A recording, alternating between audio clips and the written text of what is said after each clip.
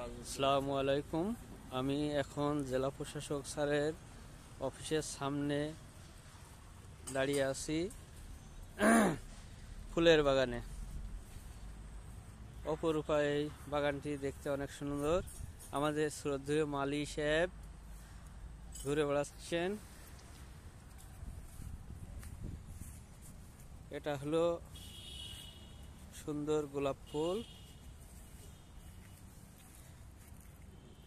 গোলাপ ফুল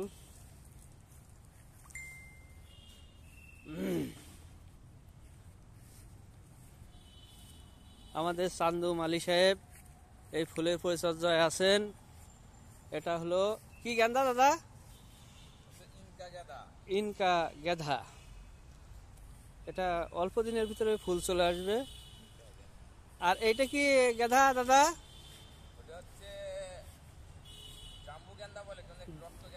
রক্তগেন্ধা, জাম্বু গেন্ধা বলে কিন্তু রক্তগেন্ধা। সিনারিটা দেখতে অনেকই সুন্দর দেখা যাচ্ছে।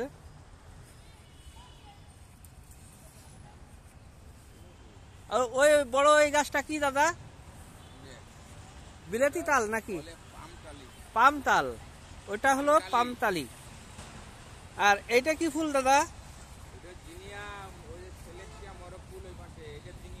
এটা হলো জিনিয়া। আমাদের মালি সাহেব ভালোই কাজ করছেন। এটা হলো কি মরক? কোন দেশি মরক?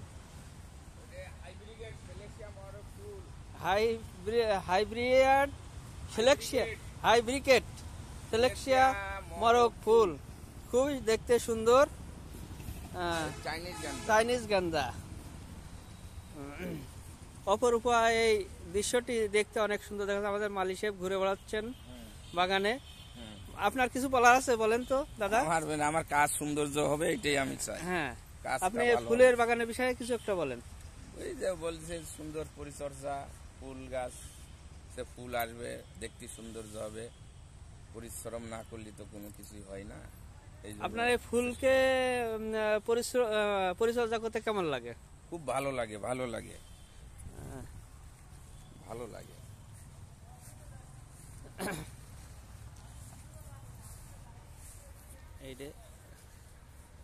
দেশব্যাপী চলছে আন্দোলন।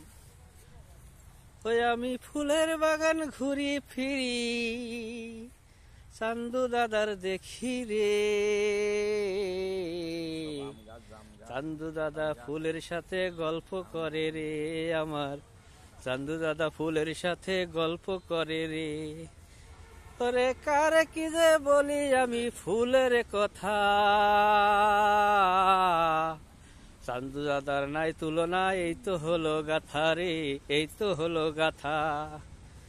আরে চান্দু দাদা ঘরে ফেরে ফুলেরও বাগান গড়ে, চান্দু দাদা ঘরে ফেরে ফুলেরও বাগান গড়ে। এই তো চান্দু দাদার খেলা। এটা হলো ফুল বাগান রে, এটাই হলো বেলা। এটা হলো ফুল বাগান রে, এটাই হলো বেলা। দাদা এটা কি ফুল? ডালিয়া। আসেন, এটা হলো হাইব্রিকেট ডালিয়া। এটা হচ্ছে কসমস গেন্দা বলে, এই যে কসমস বলে। এটা কসমস গেন্দা। এই ফুলটা প্রায় চলে আসছে তাই না দাদা? কসমস বলে, কসমস। আর এইটা সেই তুলসী গাছ, জ্বর সর্দি কাশি থেকে নিরাময়। এইটা কি ফুল গাছ দাদা?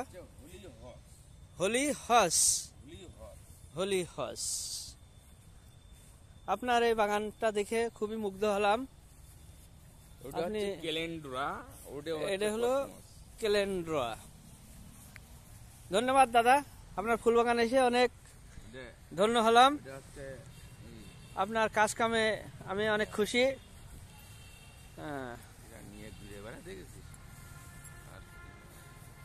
ওই আমি কারে কি যে বলি আমি কিসের জ্বালাই, চান্দু দাদা এখন ফুলের গোলায় রে, ফুলের গোলায়। আরে কেউ বলে চান্দু ওরে কাজও করে নাই, আমি বলি কাজের ঠেলায় পচ্চ কি দেখে না। আমি বলি কাজের ঠেলায় চোখই দেখে না।